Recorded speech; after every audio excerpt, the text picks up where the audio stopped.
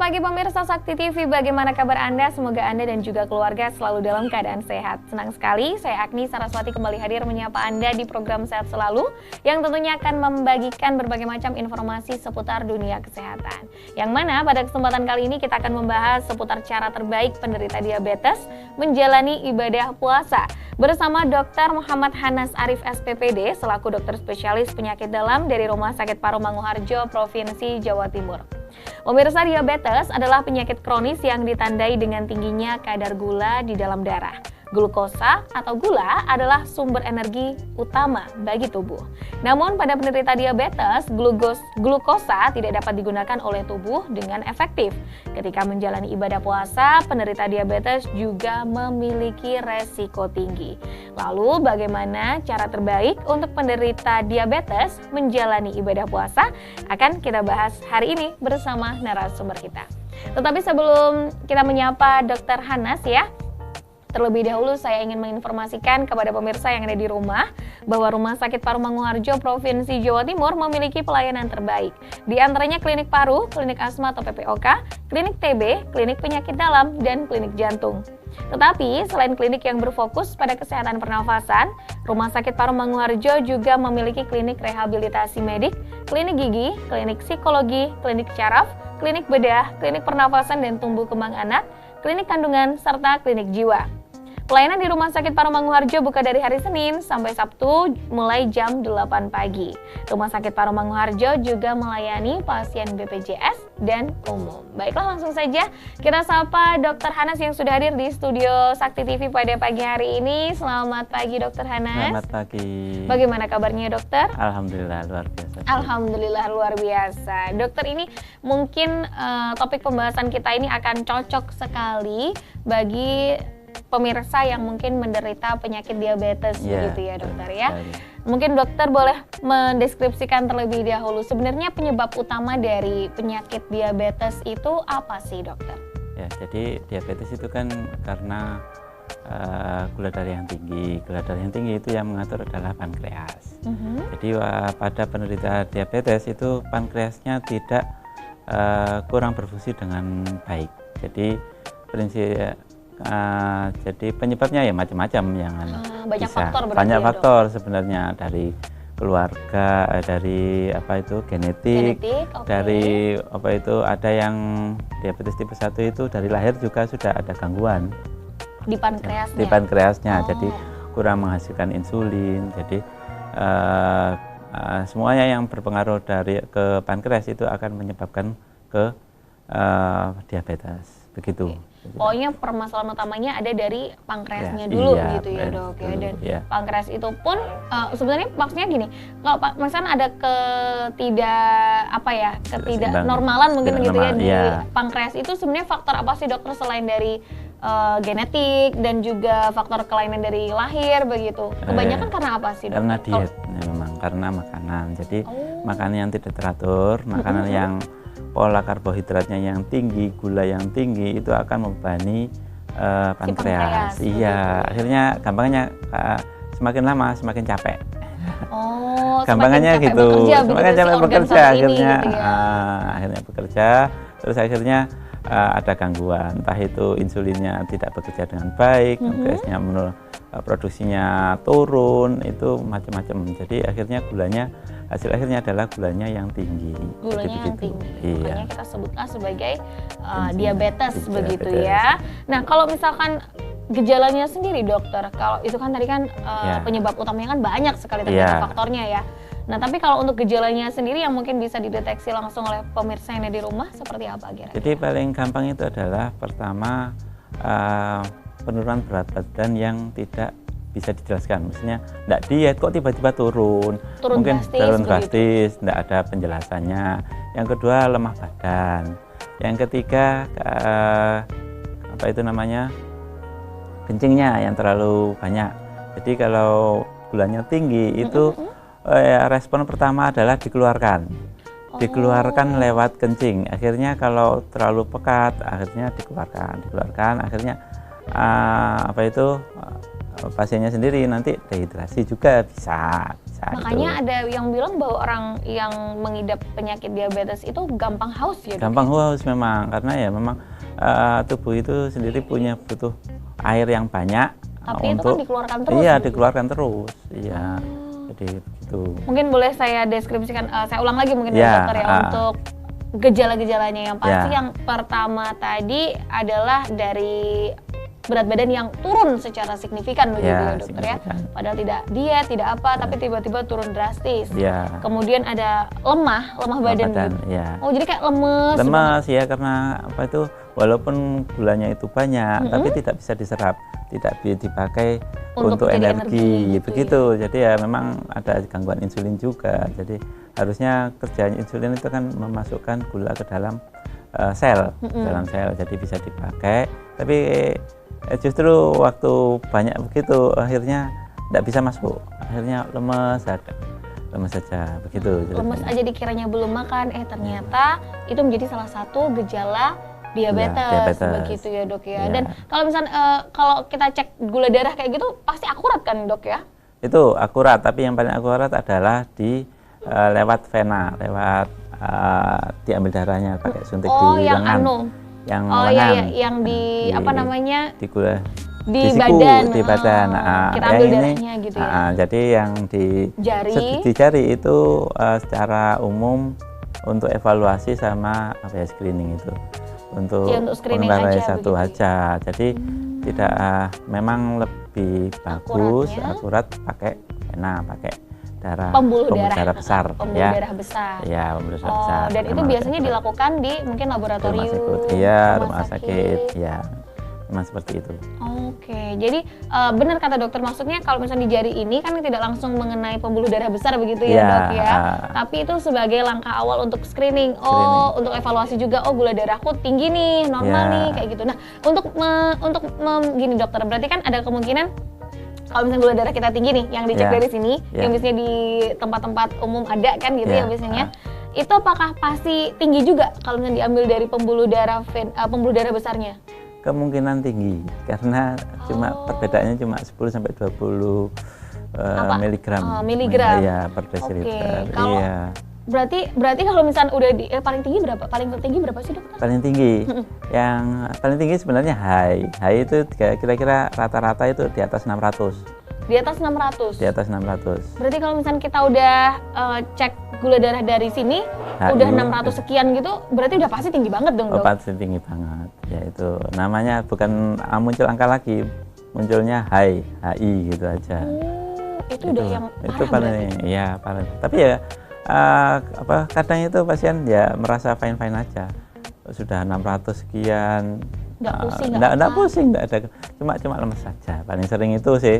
Jadi ya mungkin tidak ketahuan ya, tidak tidak aware lah, dengan ini dengan gitu ya. Saya baik-baik saja kok 600, 300, begitu. Jadi nanti mungkin boleh bahas lebih lanjut deh, dokter, terkait gejala ini, kayaknya perlu diulas lebih dalam lagi ya, dokter ya, di sini ya, dokter ya. Jadi untuk pemirsa dari rumah jangan kemana-mana, tetaplah bersama kami di Sehat Selalu.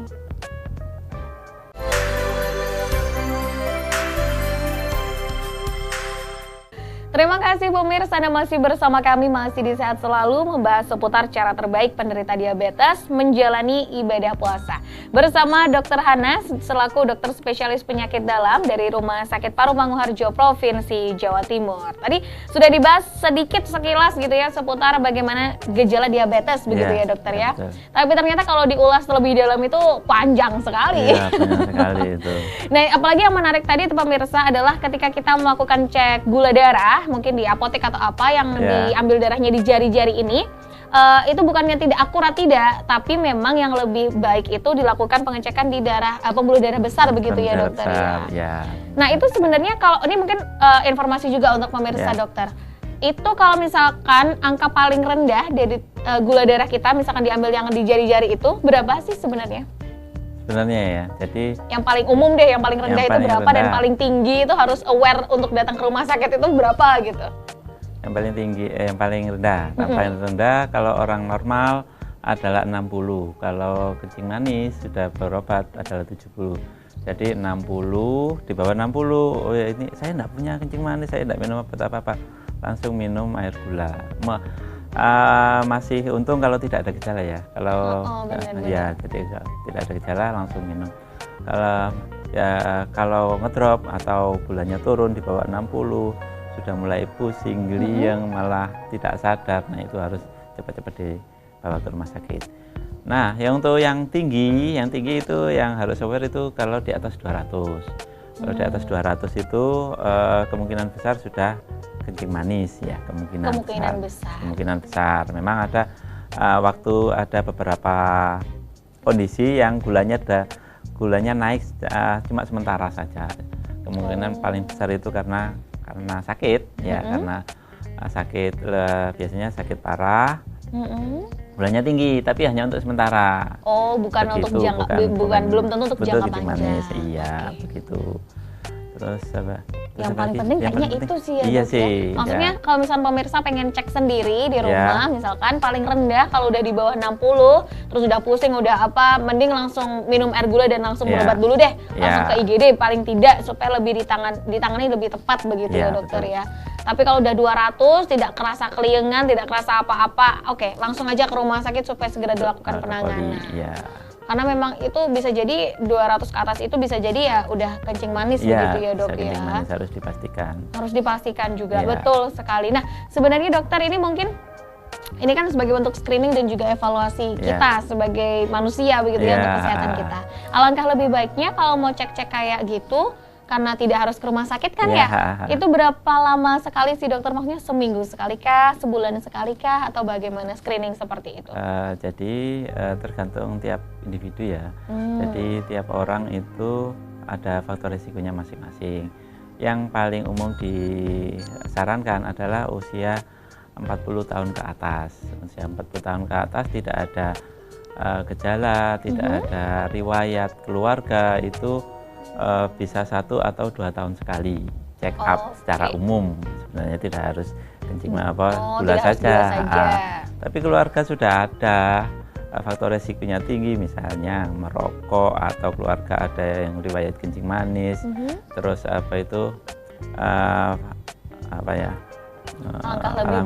lebih baiknya itu setahun sekali atau 6 bulan sekali, apalagi yang tidak pernah olahraga, terus mungkin berat badannya berlebih, jadi itu harus sering-sering cek, karena semakin lama pankreasnya itu semakin capek. Iya betul. Jadi semakin seperti yang dokter sampaikan jadi menurut saya dari awal itu lebih baik. Kalau bisa diet sama olahraga sudah selesai ya sudah. Kalau sudah mulai naik, obatnya mungkin 1 macam, naik lagi 2 macam, naik terus, pakai insulin, begitu. Jadi lebih aman kalau dari awal itu sudah cek, sudah tahu kira-kira naik ini harus cepat-cepat. Harusnya bagaimana begitu penanganannya ya dokter ya, begitu. Supaya lebih tepat begitu. Lebih tepat, lebih fungsi pankreasnya lebih maksimal juga gitu. Baik, nah ini cukup menarik nih dokter ya, berarti artinya pemirsa yang di rumah siapapun lah harus aware mulai dari sekarang, karena mencegah lebih baik daripada mengobati. Betul memang.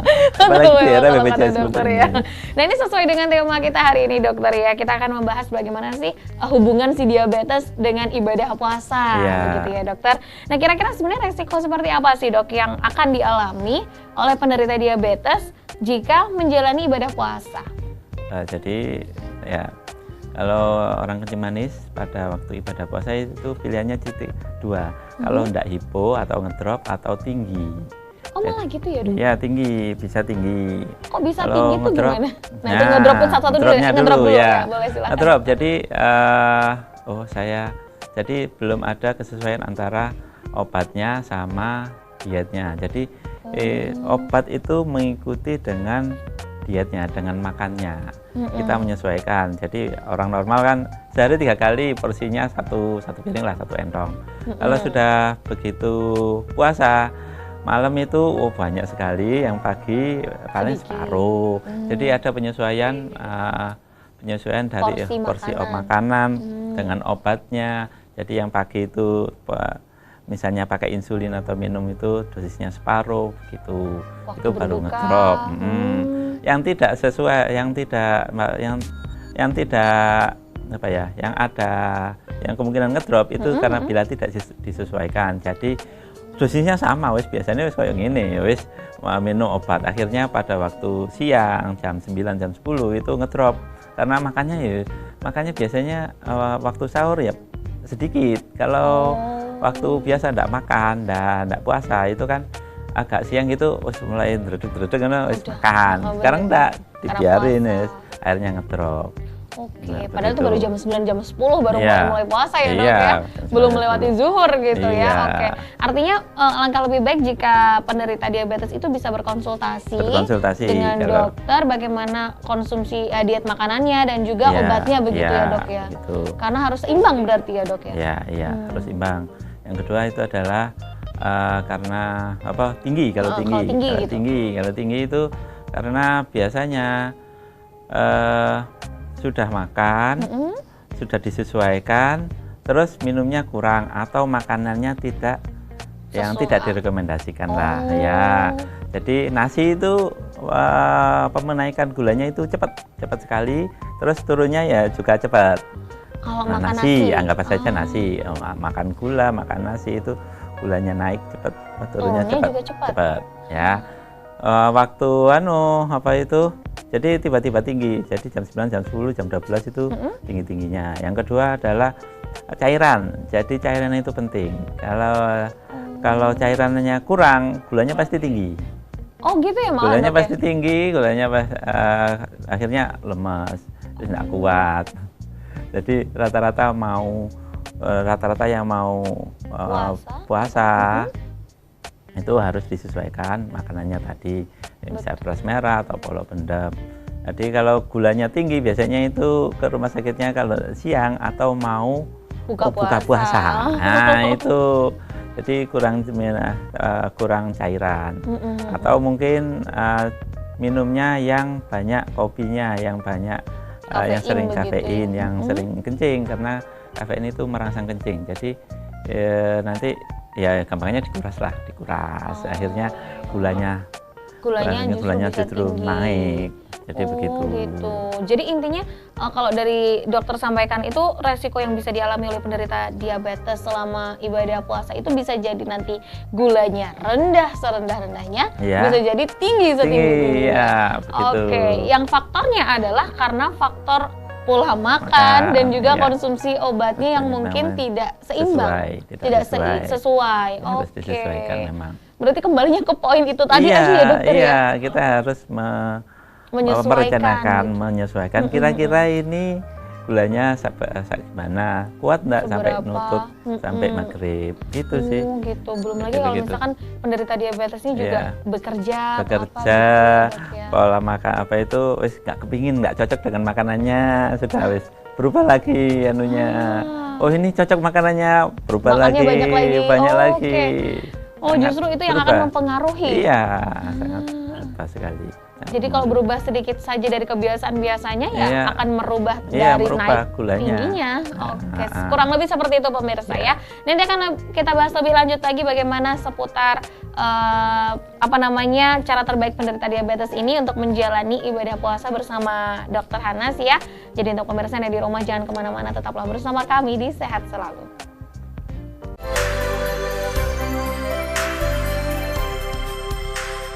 Terima kasih pemirsa Anda masih bersama kami, masih di Sehat Selalu membahas seputar cara terbaik penderita diabetes menjalani ibadah puasa bersama Dr. Muhammad Hanas Arif, SPPD, selaku dokter spesialis penyakit dalam dari Rumah Sakit Paru Manguharjo, Provinsi Jawa Timur.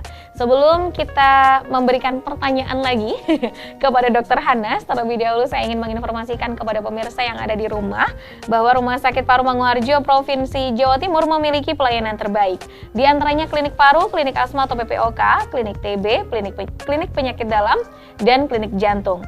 Tetapi selain klinik yang berfokus pada kesehatan pernafasan tersebut, Rumah Sakit Paru Manguharjo juga memiliki klinik rehabilitasi medik, klinik gigi, klinik psikologi, klinik syaraf, klinik bedah, klinik pernafasan dan tumbuh kembang anak, klinik kandungan, serta klinik jiwa. Pelayanan di Rumah Sakit Paru Manguharjo buka dari hari Senin sampai Sabtu mulai jam 8 pagi. Rumah Sakit Paru Manguharjo juga melayani pasien BPJS dan umum. Baiklah, langsung saja kita kembali berbincang bersama Dr. Hanas ya, pemirsa. Nah, selain ada resiko yang bisa dialami oleh penderita diabetes ketika menjalani ibadah puasa, ternyata harus ada juga nutrisi yang dibutuhkan begitu ya dokter ya. Betul. Yang paling dibutuhkan oleh penderita diabetes jika menjalani ibadah puasa. Kira-kira apa saja itu dokter nutrisinya? Nutrisinya, jadi sebenarnya nutrisi secara umum itu adalah nutrisi seimbang ya.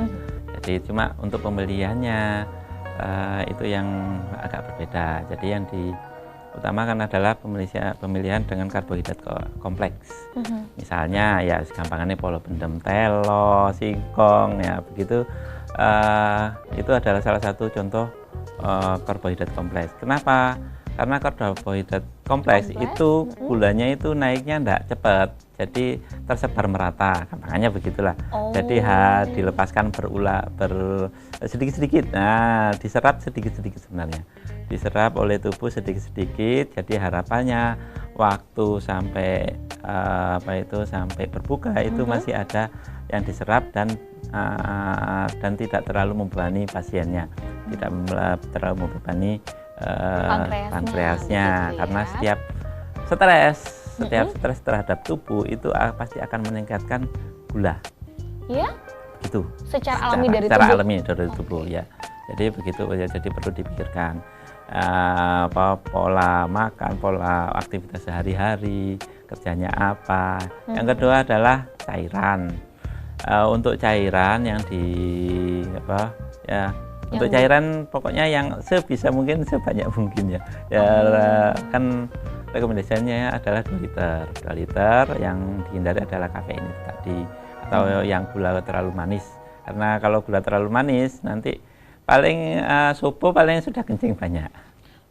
Pokoknya itu kalau minum yang manis-manis iya, ya. Jadi begitu. Jadi itu yang penting. Terus untuk menghindari rasa lapar biasanya disarankan untuk konsumsi protein dan serat. Jadi waktu buka puasa itu sudah tidak terlalu lapar, makannya tidak terlalu kalap ya. Hanya banyak-banyak. Saya kira itu ya yang penting itu ya, karbohidrat kompleks, mineral, air begitu ya dok? Cairannya yang cukup. Itu saja sih sebenarnya. Dan serat berarti protein ya, dan serat ya. Yang penting sebenarnya ya nutrisi yang seimbang sebenarnya. Cuman ya nutrisi yang seimbang dimaksud dokter, misalkan makan protein ataupun serat itu pokoknya yang jangan dan juga karbohidrat itu jangan yang punya kadar gula tinggi begitu mungkin ya dok ya. Jadi yang sederhana misalnya nasi atau golongan tepung itu sangat cepat menaikkan gula. Itu termasuk karbohidrat yang sederhana. Itu yang dihindari, atau gula pasir itu yang dihindari. Oleh karena itu ya ada yang konsumsi gula jagung, ada yang konsumsi gula singkong, ya silakan. Itu salah satu alternatif ya. Mungkin jika ingin minum teh atau apa gitu, misalkan ketika berbuka deh misalkan gitu ya, mungkin bisa diganti dengan gula seperti yang dimaksud dokter gitu sebagai alternatifnya. Karena mungkin kadar gulanya lebih rendah berarti. Iya, ya itu tadi. Mungkin kalorinya sama, tapi pelepasan atau penyerapannya itu lebih lama. Jadi lebih tidak terlalu membebani. Iya. Begitu yang memang direkomendasikan.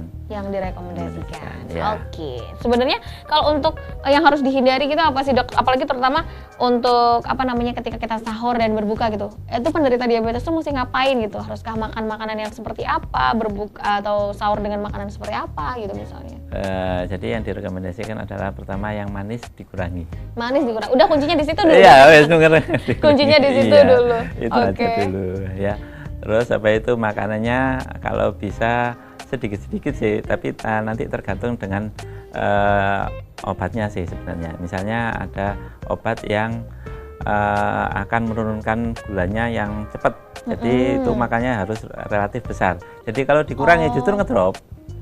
Begitu, wah saya mau tarak, wis pokoknya nggak mau makan nasi, akhirnya ngedrop. Jadi kalau mau tarak, mau perubahan pola diet itu harus disampaikan ke dokternya. Dok, saya tidak mau makan nasi, saya mau popuhung ketela. Ketela saja porsinya segini. Oh iya ya, nanti dikurangi.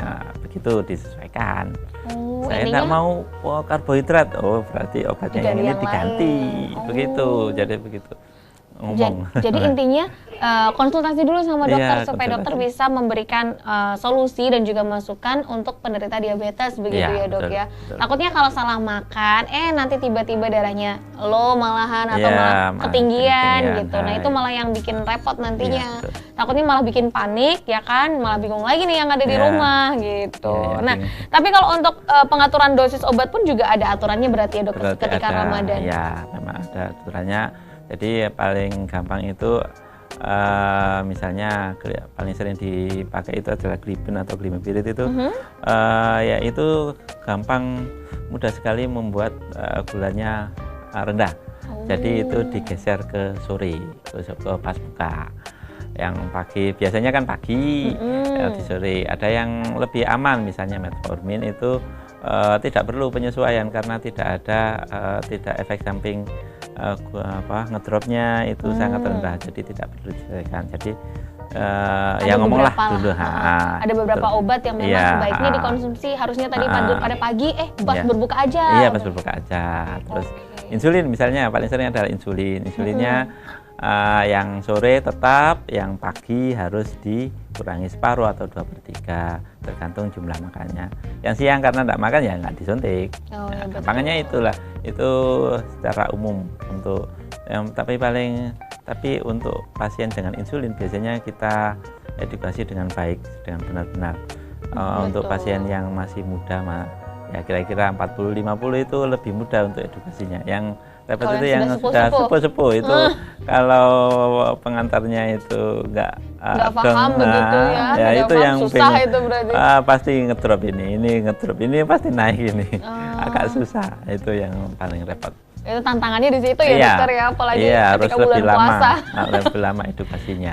Harus lebih lama konsultasinya juga begitu. Oke, berarti artinya ketika melakukan sahur dan berbuka dan juga nutrisi apa sih yang diperlukan dan juga dosis obat seperti apa sih yang harus dikonsumsi harus dikonsultasikan dulu begitu ya dok ya. Mungkin ada penderita diabetes yang sedang menyaksikan dan masih bingung, ini masih berjalan puasa tinggal beberapa hari lah istilahnya ya. Itu bisa langsung konsultasi dulu deh bersama dokternya, kira-kira baiknya gimana sih dok? Ternyata kok badannya lemes terus, ternyata karena pola dietnya masih salah begitu. Obatnya juga belum pas, belum penyesuaian seperti yang dikatakan dokter. Nah, tapi pertanyaan terakhir sebelum saya tutup deh dokter, ada nggak sih aktivitas atau latihan fisik yang disarankan untuk penderita diabetes selama Ramadan? Singkat saja dokter, silakan. Singkat, yang tidak terlalu berat. Jadi yang tidak terlalu berat. Makanya tidak terlalu berat. Jadi aktivitas sehari-hari sudah misalnya nyuci baju atau masak mungkin itu kegiatan ringan, jadi tidak terlalu berat. Misalnya jogging itu ya jangan, ganti sore aja setelah isya, atau mungkin waktu menunggu berbuka begitu. Waktu menunggu berbuka baru bisa, tapi ya harus hati-hati di timingnya harus pas. Kira-kira kuatnya saya setengah jam, ya wis berarti setengah jam sebelum berbuka olahraga dulu silakan. Yang penting jadi trial and error. Trial and error gitu ya, coba-coba dulu deh. Coba-coba. Jangan langsung jor-joran. Iya, pokoknya harus olahraga, enggak bisa. Harus diganti jadwalnya. Intinya yang nggak berat-berat dulu, apalagi selama Ramadan ya. Iya, butuh penyesuaian tadi ya, butuh cairan yang banyak. Gitu. Apalagi dengan penderita diabetes terutama. Oke dokter, terima kasih. Nanti akan kita lanjutkan lagi dokter. Dan untuk pemirsa yang di rumah jangan kemana-mana, tetaplah bersama kami di Sehat Selalu.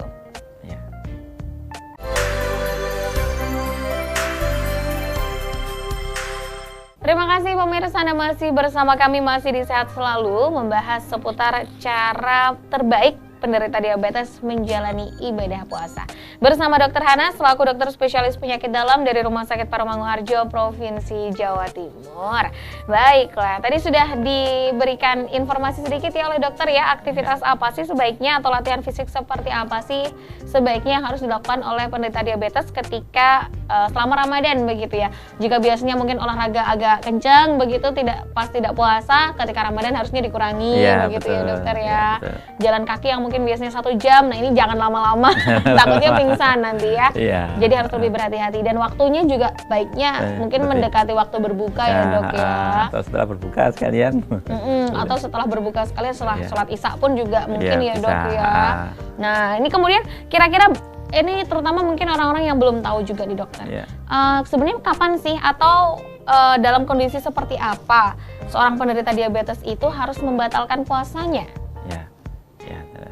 Ya, prinsipnya kan tadi efeknya ada 2. Kalau nggak ngedrop atau low, ya kedua adalah tinggi terlalu tinggi. Kalau ngelow ya berarti harus pasiennya biasanya kita edukasi apa tanda-tandanya. Pertama underdeg, yang kedua gobios, yang ketiga mulai pusing. Jadi sudah mulai pusing, gobios itu langsung motel, langsung makan ya. Biasanya paling sering itu jam 12 ke bawah. Berarti ya jam 12 ke bawah, jam 9, jam 10, jam 12 biasanya itu ngedropnya itu di situ. Mungkin belum ada edukasi. Biasanya saya minum obat glimepiridnya segini pagi, enggak apa-apa. Sekarang makannya kok gak enak sih, terus minum, terus akhirnya ngedrop. Apalagi yang sudah sepuh itu harus perlu diperhatikan. Jadi yang khawatir itu kalau sepuh itu tiba-tiba pingsan. Pingsannya itu bukan pingsan biasa tersang geblak ngono enggak, tapi ngantuk kok terus ngorok loh, kok merem-merem ini. Ya itu perlu diperhatikan. Langsung aja digugah, enggak bisa langsung bawa aja ke rumah sakit nanti dicek. Karena ya ngantuk berat dan tidak bisa dibangunkan itu adalah salah satu tanda hipoglikemi, tanda ngedrop. Ya begitu ya. Ngantuk tidak bisa dibangunkan. Kan ngantuk berat tidak bisa dibangunkan. Itu kemungkinan. Untuk orang yang 60 tahun ke atas. Iya 60 tahun ke atas itu sangat mudah terjadi hipo. Terus setelah yang kedua adalah hiper atau gula darahnya tinggi. Gula darahnya tinggi itu biasanya untuk pasiennya itu bermacam-macam. Ada yang tahan, ada yang tidak. Itu paling sering adalah lemah badan. Lemas saya kok nggak enak, ya silakan kalau mau berbuka silakan. Apalagi sudah mulai gliyeng, bisa gliyeng ya. Jadi baik hipo atau hiper atau ngedrop atau tinggi sekali itu bisa pingsan. Cuma anunya beda. Penanganannya beda. Jadi kalau orangnya hiper itu tinggi itu paling lemas dulu. Kalau yang hipo itu ngedredeg dulu, gobios dulu. Tapi semuanya ya tiap-tiap pasien beda. Ada yang langsung tiba-tiba langsung pingsan, ada yang harus ada tahapan-tahapan seperti itu. Intinya ada macam-macam lah. Macam-macam, jadi beda-beda ya, dok, ya? harus aware. Yang merawat pasiennya sendiri harus tahu. Oh ini saya sudah mulai ngedrop ini. Oh saya ini sudah mulai tinggi, tidak enak ini, badannya capek-capek. Ada yang matanya kabur, badannya capek-capek. Ada yang geringingan, paling sering geringingan. Sudah mulai geringingan. Wah ini mulai tinggi ini. Saran saya ya memang ya model aja, nanti dievaluasi. Atau paling gampang adalah ada cek gula, sudah mulai badannya mulai capek-capek, mulai tidak enak. Pokoknya saya biasanya ngomongnya kalau sudah tidak enak badan langsung ke UGD saja atau dibatalkan puasanya. Nanti kalau punya cek gula langsung cek gula saja. Nanti kalau di atas 300 sebaiknya langsung berbuka. Karena di atas 300 adalah resiko tinggi ya. Walaupun ada yang 300 itu kondisinya fine-fine aja, ada yang 300 itu sudah warah gitu. Jadi tiap orang beda-beda. Pokoknya 300 aja, model. Ya berbuka saja. Kalau yang paling rendah kalau lo berarti di bawah 60 di bawah kalau pasien kalau penderita diabetes di bawah harus 70 wes mulai 70 sekian atau 80 itu wes model lain segitu aja. 80 ya sebenarnya 80 di atas 70 rentangnya targetnya adalah 70 sampai 90. Tapi kalau saya 70 atau 80 mepet itu wes berbuka saja. Lebih baik berbuka saja meskipun kurang 30 menit lebih baik berbuka saja. Mungkin karena kondisi soalnya kan ya dok, kondisi badan gitu. Dan benar kata dokter bahwa mungkin gejala yang ditimbulkan dari setiap penderita diabetes itu karena berbeda-beda ya dok ya. Berbeda-beda, tiap orang beda-beda. Makanya langkah lebih baiknya yang sakit juga lebih aware, yang merawat juga harus lebih aware. Cuman masalahnya kalau sudah sepuh-sepuh repot dokter. Iya, nggak tahu. Katanya kuat, saya kuat biasa seperti ini. Ya, tahu-taunya ngedrop. Itu yang mungkin makanya harus lebih banyak diedukasi berarti ya dokter ya. Harus ngomel. Harus ngomel kalau kata dokter. Harus ngomel panjang pokoknya. Iya. Nah, tapi ini kita setelah puasa ini kan kita juga akan menikmati momen lebaran ya dokter ya. Tahu sendirilah dokter kalau momen lebaran itu kan makanan itu Masya Allah melimpah ruah gitu ya. Rezekinya banyak. Nah, rezekinya banyak. Kira-kira gimana sih caranya mengelola makanan saat lebaran agar kadar gula darah itu tetap stabil? Kira-kira sebagaimana? Saya kira yang paling utama adalah imannya ya. Supaya menahan godaan berarti dok. Iya, berarti yang gula-gula dikurangi. Jadi berani menolak. Berani mengatakan tidak. Iya, berani mengatakan tidak. Oh ini, yang kedua adalah perkiraan makanannya. Jadi makanan kira-kira porsi ini sudah sesuai apa enggak. Oh saya sudah makan 3 kali, biasanya 1 entong. Oh, ini sudah melebihi atau tidak. Kalau hanya buah sayur saya kira tidak ada masalah. Atau mungkin tahu tempe atau daging itu kan tidak menaikkan gula, protein, telur itu kan juga tidak menaikkan protein. Secara umum protein tidak menaikkan gula. Jadi yang perlu diwaspadai adalah karbohidrat. Nasi, lontong, terus apa lagi? Gula, singkong mungkin singkongnya sirup begitu ya. Mungkin biasanya telonya 1 potong, ini kepingin 3 potong kan ya, sudah melebihi. Walaupun baik tapi jumlahnya itu sudah melebihi, biasanya agak naik gulanya. Gitu, intinya biasanya. Meskipun singkong itu karbohidrat kompleks begitu ya, iya, tapi ya jangan berlebihan. Jangan berlebihan, harus ya enggak. Ya biasanya 1 ya, sekarang 2 lah atau 1,5. Bisa diperkirakan korting. Di korting dulu. Soalnya biasanya begitu dokter, namanya lebaran kan makanannya banyak sekali dokter. Enak-enak juga. Nah, dokter kan juga merasakan ya makanannya kalau nggak enak-enak pasti banyak. Itu jadi godaan. Makanya benar kata dokter bahwa diperkuat imannya, harus bisa mengatakan tidak untuk makanan-makanan yang dirasa tinggi gulanya ya dokter ya. Apalagi kalau cairannya tuh terutama harus diimbangi juga. Iya, minumnya yang cukup. Jangan banyakin kafein deh pokoknya ya. Nah, tapi kalau misalkan untuk yang dihindari dokter, yang harus banget dihindari apa kira-kira? Kalau tadi kan harus dikontrol nih ya, porsinya mungkin. Tapi yang harus dihindari banget itu apa, yang jangan makan ini, yang harus jangan dimakan. Apa kira-kira? Udah bisa itu. Nggak ada ya? Nggak ada, yang paling gulanya saja, sirup itu aja. Sirup ya, itu cepat itu, cepat sekali, lebih cepat daripada nasi. Kan langsung, karena ada sirup kan sekarang campurannya glukosa. Kalau gula pasir kan masih dirubah dulu, glukosa jadi dipecah dulu. Kalau glukosa kan cepat. Ya jadi harus yang minum manis, yang terutama minum manis. Minum. Kalau makan buah, kue manis ya relatif lah. Kan bisa kalau kue manis kan bisa bisa penuh, bisa warak, bisa kenyang gitu ya. Bisa kenyang. Dan tapi kalau kue kering mungkin dari gula pasir mungkin ya dok ya. Bisa, tapi jadi harus diimbangi lah, harus minumnya yang banyak. Jadi kalau terlalu banyak makan manis ya, minumnya yang banyak. Minum air putih ya. Minum air putih yang banyak. Jangan minum sirup lagi. Nah, biar dikeluarkan. Soalnya kalau gulanya tiba-tiba tinggi, langsung sering kencing pasti. Pasti minum yang banyak. Minum aja yang banyak. Kalap ya. Misalnya kalap makanan yang manis-manis gitu ya dok ya. Begitu. Makan yang enak dan manis. Aduh jangan.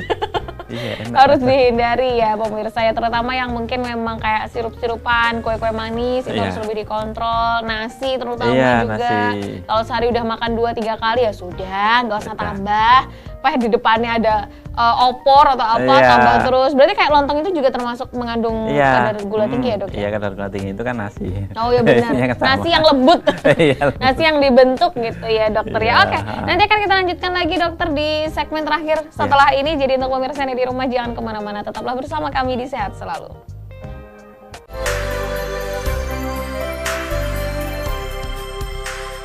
Terima kasih pemirsa, Anda masih bersama kami, masih di Sehat Selalu, membahas seputar cara terbaik penderita diabetes menjalani ibadah puasa. Bersama Dr. Muhammad Hanas Arif, SPPD, selaku dokter spesialis penyakit dalam dari Rumah Sakit Paru Manguharjo, Provinsi Jawa Timur.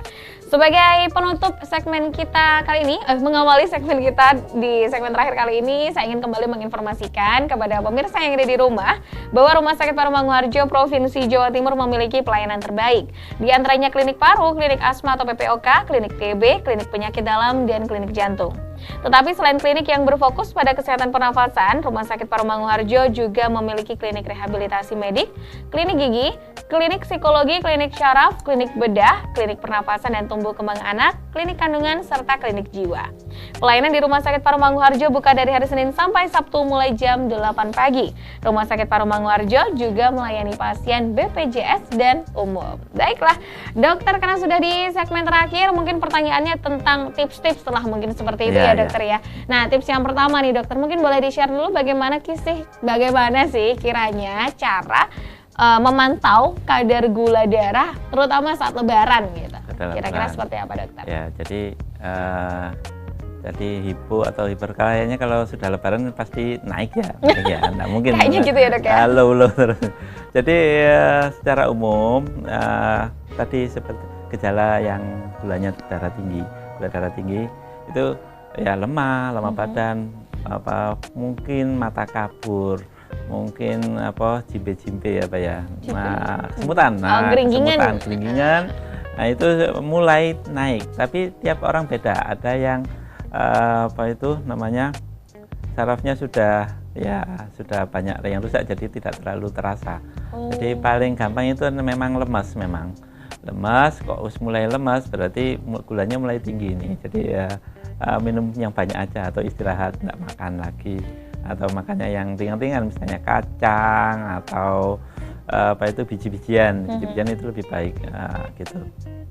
Nah, terus kalau lebih enak ya memang pakai stick ya, di mana-mana pakai stick. Kira-kira ini saya tinggi apa enggak, kok mulai pegel-pegel, sudah enggak enak, mudah lelah, itu cek gula darah. Betul. Entahlah, terserah mau ngambil punya sendiri atau di apotek begitu ya, gitu. Dok. Saya kira itu mudah ditemukan ya. Betul.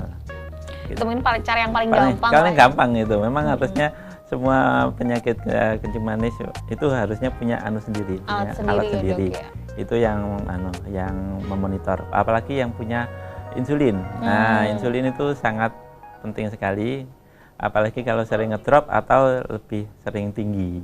Nah, itu gimana itu dokter? Nah, cara mengatur dosis insulinnya itu seperti jadi, apa itu dokter? Sebenarnya ada dosisnya sendiri. Jadi gampangnya. Tapi tiap orang beda-beda. Jadi ada yang respon gampangnya gampangnya itu satu entong. Maka satu entong itu kira-kira menaikkan gulanya berapa, butuh insulin berapa. Kalau gampangnya nih, paling satu entong kira-kira menaikkan 50 itu nambah 1 atau 2 unit insulin.